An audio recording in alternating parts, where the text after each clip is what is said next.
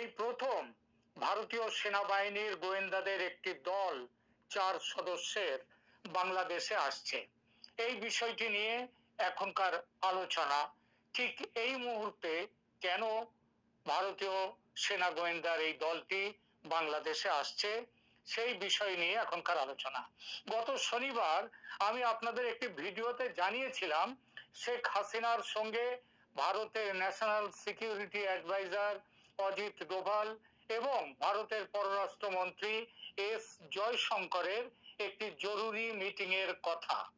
অপরাধ ট্রাইব্যুনাল দ্বারা শেখ হাসিনা সহ প্রাক্তন ও বর্তমান সেনা কর্তাদের বিরুদ্ধে পরোয়ানা জারির প্রতিক্রিয়ায় বাংলাদেশে যে সেনা বিদ্রোহের সম্ভাবনা, সেই প্রেক্ষিতে যে অত্যন্ত জরুরি বৈঠকটি ছিল, বসেছিল নয়াদিল্লিতে, সে কথাও আপনাদের আমি বলেছিলাম।